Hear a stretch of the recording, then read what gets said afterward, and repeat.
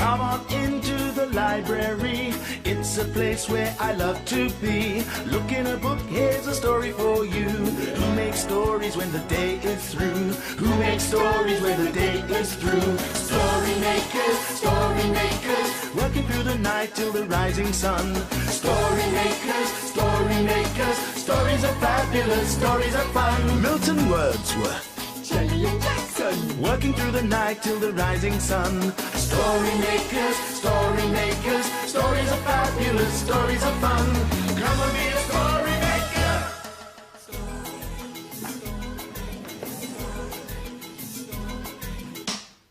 Story makers.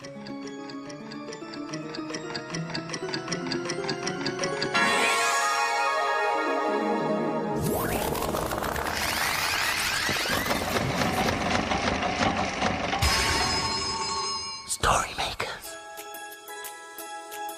It's midnight. Hello. Has everybody gone? The sun is down, the stars are bright. Story makers come out at night. Milton Wordsworth, story maker and magical maestro, at your service. Milton, come and look at what we've found. The librarian must have left it for us. Fascinating, Jelly. What do you think it is? We think it's secret information. What you need is one of these to help you see it better. Have a look, Milton. Do you think that it might be hidden treasure right here in the library? It all looks like gobbledygook to me. Gobbledygook what? Maybe it's a poem. I do love poetry. It says ketchup. It says toilet rolls. And it says washing up liquid. Certainly not fine poetry. Hey, wait a minute. What? This is the librarian's shopping list. Never mind. Why don't we put it in the machine and make a story? A story about shopping? Yeah, we wanted a story about exploring. Well, what if we put the magnifying glass in instead? That should give us something more spectacular.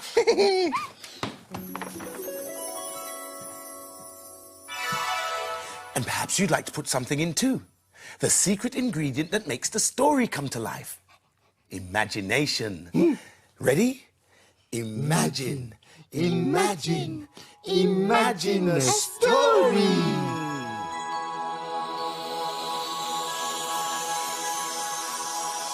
It's a playbook. And it's called Explorers. One day, Rosanna and Rufus found Dad's binoculars on the table. When they looked through them, it made everything look very big. That gave Rosanna an idea. They could go exploring. We can use the binoculars to see things up close. Mummy packed an exploring bag with lots of food.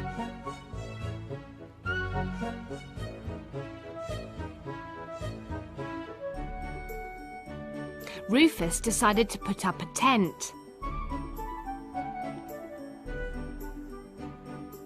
Rosanna took the explorer's bag into the garden. They got into the tent and watched for anything strange. Carefully holding Dad's binoculars, Rosanna had a look through them, the way explorers do.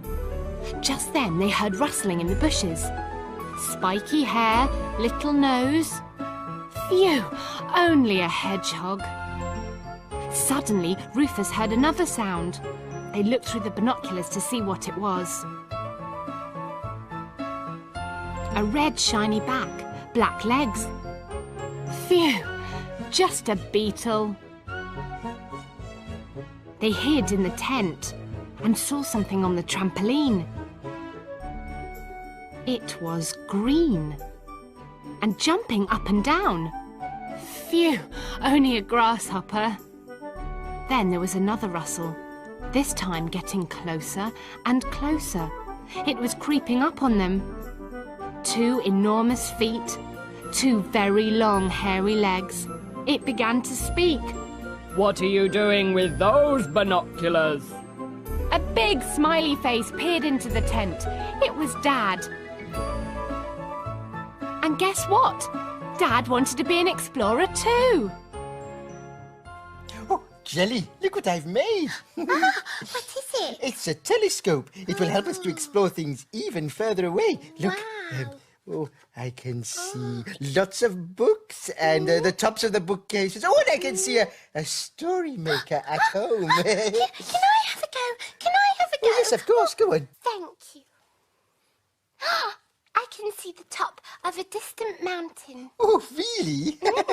It must be ever so far away. No, it's that picture of a mountain up there. Oh, yes. Hey, why don't we put that picture in the story machine? We might get a mountain exploring story. That's a good idea, Jackson. Do you remember what we have to do? Imagine a story.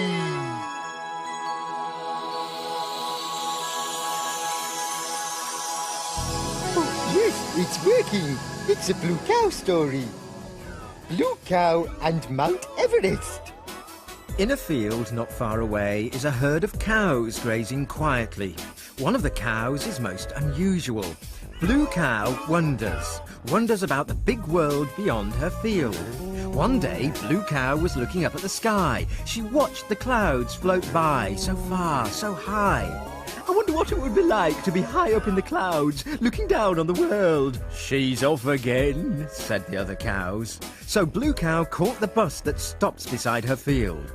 I'd like a return ticket to a high-up place, please. There you go, madam. Hold very tight.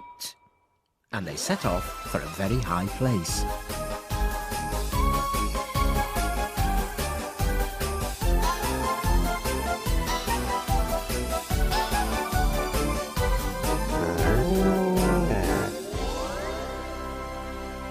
And then they arrived. In front of her was the biggest thing she'd ever seen. It was so high, its top stuck out above the clouds. This is Mount Everest. It's the biggest mountain in the whole wide world. Wow! If you're thinking of climbing up Mount Everest, you'll need my help. I'm Morris the Mountain Goat. How kind of you. When can we set off? Minutes later, Morris and Blue Cow started to climb. Morris had given her a rope to hang on to, a thick woolly blue jumper to keep her warm, and some goggles to help her see better higher up the mountain. Morris and Blue Cow climbed for ages and ages. For days and days, they climbed over hard grey rock and soft white snow. They climbed when the sun shone down brightly and through huge windy snowstorms. When the climbing became difficult for Blue Cow, Morris pulled her up with a rope until, all of a sudden, Morris said, "Well, here we are then." Blue Cow climbed up to join Morris. There they were, on top of the mountain, on top of Mount Everest. There were clouds around and below them, and they looked down and saw the rest of the world far away. This is wonderful. We're looking down on the world. Wait till I tell the other cows in our field. Morris helped Blue Cow as they started to climb back down the mountain. Going down was quicker than going up. They slipped and slid over the rocks, through the snow, in the sun, and through the snowstorms, until they arrived back at the bus, which was ready to set off back to Blue Cow's field. Thank you, Morris, said Blue Cow. If you ever want to come for a holiday in a flat field full of lovely green grass, do come and visit. I might just do that. Bye. Well done. Do you like my telescope? Let's have a look. It's specially designed so that you can see far, far, far away. Well, we'll soon see about that. See? Can you see me from over there? Oh, yes, I can see everything and it's all close up. I can even see your... Ooh, is that what it looks like? Oh, what is it? What is it? What is it, Milton? I can see right up your nose. Well, I did say you could see a long way. Oh, Milton, shall we make another story with my telescope? Why, certainly, oh, Pink and Fluffy one. Story machine, we'd like to see how far we can see with Jackson's telescope. Are you ready with the imagination? Imagine a story.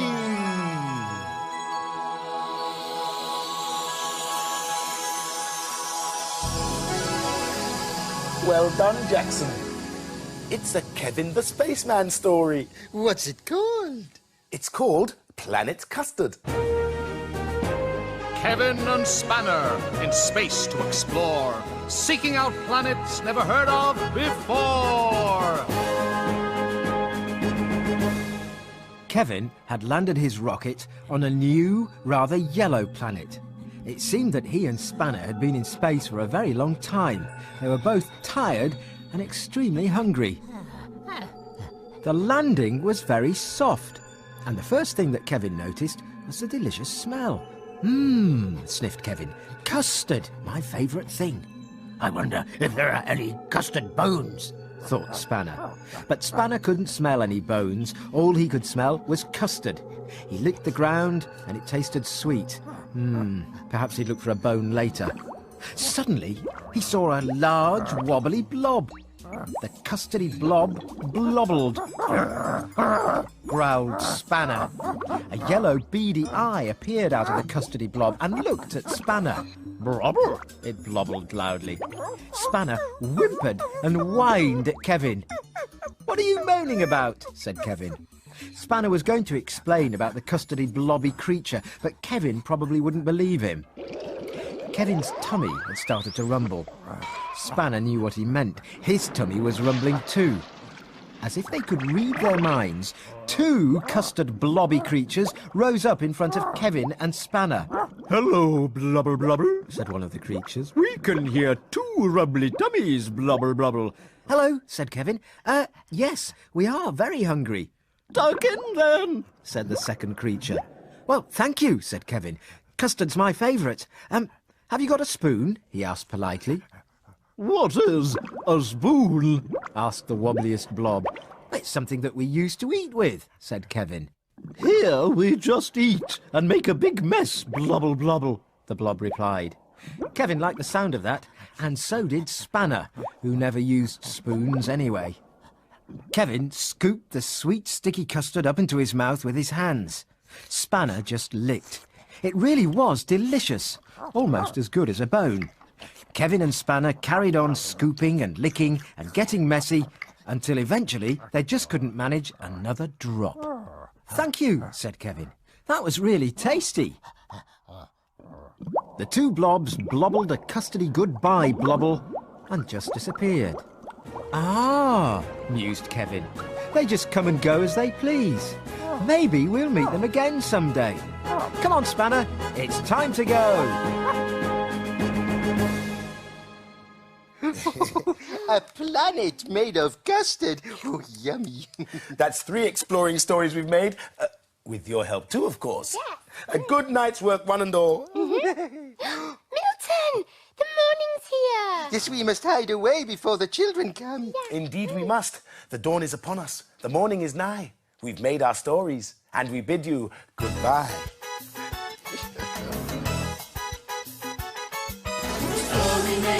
Story makers, working through the night till the rising sun. Story makers, stories are fabulous. Stories Thanks for helping. Bye, story makers. See you again soon.